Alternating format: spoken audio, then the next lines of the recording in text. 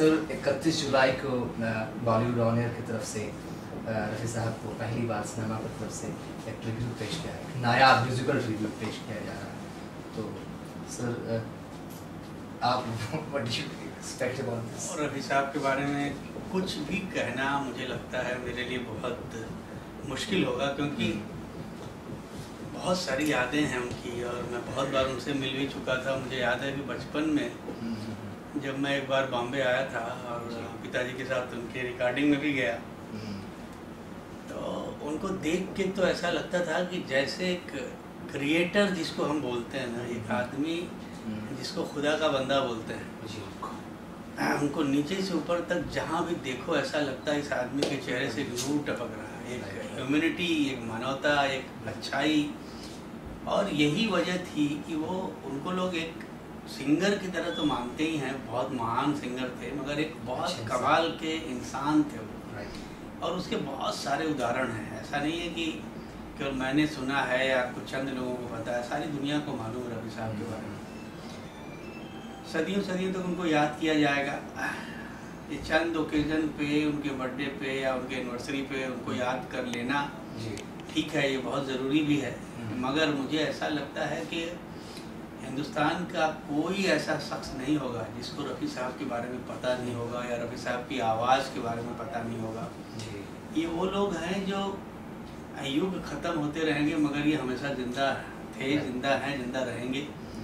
और ख़ास तौर से ये जो दो नाम हैं, लता मंगेशकर और मोहम्मद रफ़ी, अक्सर इनके बारे में कहा जाता है कि कुदरत की जो आवाज़ है ना, जो गॉड गिफ्टेड हम बोलते हैं ना कि गॉड गिफ्टेड टैलेंट है, इनकी आवाज़ में जो जादू था ना, ये उसका दिया हुआ था। ऐसी दूसरी आवाज़ अभी तक तो नहीं आई, और आए भी, अगर कल कोई ऐसी आवाज़ आए भी तो वो हो सकता है उनसे बेहतर हो सकता है उनसे बुरी हो, मगर रफ़ी की आवाज़ तो नहीं होगी। इसलिए तो आनंद बख्शी साहब आपके जो आप गुरु मानते हैं उनको, फनकार तुझसा तेरे बाद आया, मोहम्मद रफ़ी तो बड़ा अच्छा शेर है किसी का कि उससे मिलती जुलती आवाज़ कहाँ से लाओगे, उससे मिलती जुलती आवाज़ कहाँ से लाओगे, ताजमहल बनवा दोगे, मुमताज़ कहाँ से लाओगे। तो रफ़ी साहब जो थे, वो हर आदमी की अपनी रूह होती है, उसकी अपनी रूहानियत होती है।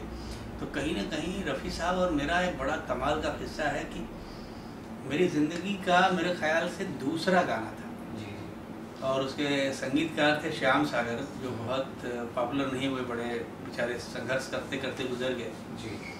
एक फिल्म बनी थी तीसरा किनारा, जिसमें राज बब्बर और स्मिता पाटिल जी थी। उसका एक गाना था जिसकी रिहर्सल रफ़ी साहब ने की थी, और जब मुखड़ा उन्होंने सुना तो उन्होंने उस म्यूजिक डायरेक्टर से कहा कि लिखा किसने है, उसको बुला के लिया।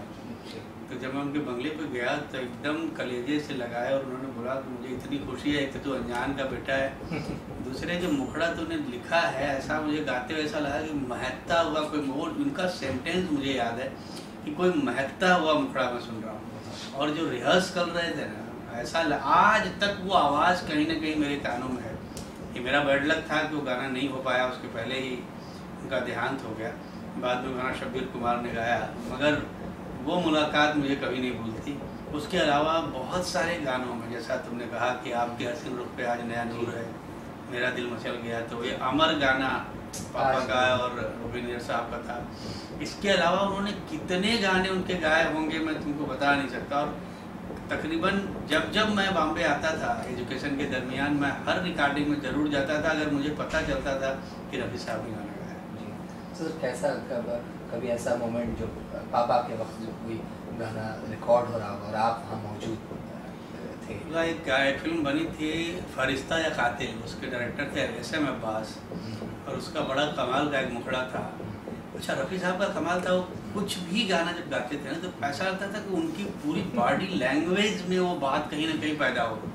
और जब म्यूजिक डायरेक्टर गाना रिहर्स करता था, पहले के सिंगर्स में मैंने देखा था कि वो हमेशा बोलते थे कंपोजर्स को कि आप पहले गाइए, वो ये नहीं बोलते थे सिखाइए। तो वो पहले उसको जीते थे कि ये आदमी गा क्या रहा है। बोले सीख तो जाएंगे क्योंकि हम सिंगर हैं, तो हमको सुर मालूम है, हमको नोट्स मालूम है, हमको संगीत मालूम है, तो वो तक, मगर उसकी रूह पहले पकड़नी है, उसकी फील पकड़नी है। तो गाना था कि बातों के हम बादशाह हैं, बातें करें महान, काम के नाम पे डब्बा गुल, यही तो मारा गया हिंदुस्तान। तो कहीं ना कहीं वो जब भी कोई गाना गाते थे, चाहे वो रोमांटिक गाना हो, सैड गाना हो, वो कॉमेडी गाना हो, कोई भी गाना वो गाते थे, उसमें ऐसा लगता था कि इस आदमी के अंदर कितने मोहम्मद रफ़ी हैं।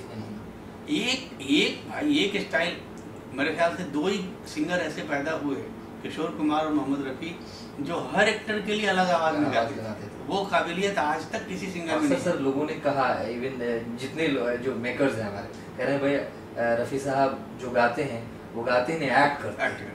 नहीं, और मैंने तो एक्टरों से सुना है कि उन्होंने रफ़ी साहब को बोला कि सर आप जो सिंगिंग में जो एक्ट करते हो वो हम एक्टिंग में भी एक्ट नहीं कर पाते। जी जी। तो ये खासियत थी, और ये लोग बने ही थे, इनको ऊपर वाले ने भेजा ही था केवल गाने के लिए। तो वो ये बहुत सारी यादें और बहुत सारी बातें कहीं ना कहीं जहन में कैद हैं और सारी ज़िंदगी रहेंगी। और ये चंद लोग ऐसे रहे हैं जो इंस्टीट्यूशन की तरह हैं, जो एक ऐसी महान हस्तियां हैं जिनके बारे में हम लोग कुछ नहीं कह सकते, केवल इतना ही कह सकते हैं कि हर दिन उनसे कुछ सीखते रहते हैं। सर सिनेमा की तरफ से एक म्यूजिकल ट्रिब्यूट, एक कोशिश है, एक अटेम्प्ट है, इवन नॉट इंडिविजुअल, आप लोगों की तरफ से भी कोशिश की जा रही है कि 31 तारीख को 31 लोग एक न्यू कॉम्पोजिशन गा रहे हैं सर के लिए।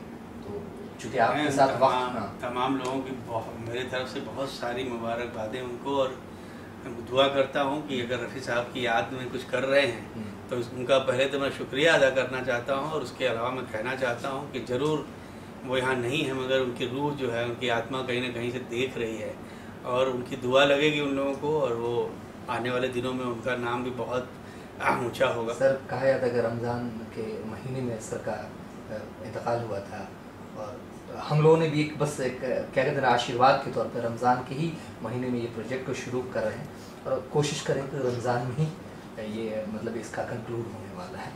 बहुत अच्छी बात है, इससे पाकीज़ा महीना कुछ नहीं हो सकता, और रफ़ी साहब से पाकीज़ा रूह किसी की नहीं हो सकती। तो कहीं ना कहीं जो अच्छे लोग होते हैं उनके साथ जो भी होता है वो अच्छा ही होता है। तो तुम लोग एक बहुत अच्छी मुहिम लेके आगे बढ़े हो, और अल्लाह ताला इसमें तुमको सफलता देगा जरूर। और ये इसलिए किया गया कि कहीं ना कहीं हमारी जो इंडस्ट्री की कल्चर है, इसके पीछे भी मिशन है कि अगर हमारा कल्चर, हमें अपने पुराने जो उनको तो लोग याद करते हैं, लेकिन फिर भी हमें अपने पुराने जनरेशन्स को याद करना भी बहुत ज़रूरी है। इससे ये हो रहा है तो एक कम से कम हमारी इंडस्ट्री गेट टुगेदर तो हो रही है। डेफिनेटली बेटा, एक बहुत अच्छी बात किसी ने, तबस्सुम जी ने कहीं एक शेर सुनाया था, मुझे याद है इसी बात पे, कि ये नगमे न होते, ये तराने न होते, हम नए ना होते अगर वो पुराने ना होते। तो कहीं ये उन्हीं की बनाई नींव, उन्हीं की बनाई ज़मीन पे हम खड़े हैं और हमें सफ़र कर रहे हैं, तो उनको तो याद करना हमारा बहुत ही जो बोलते हैं हमारा फर्ज बनता है, ये फ़र्ज बनता है।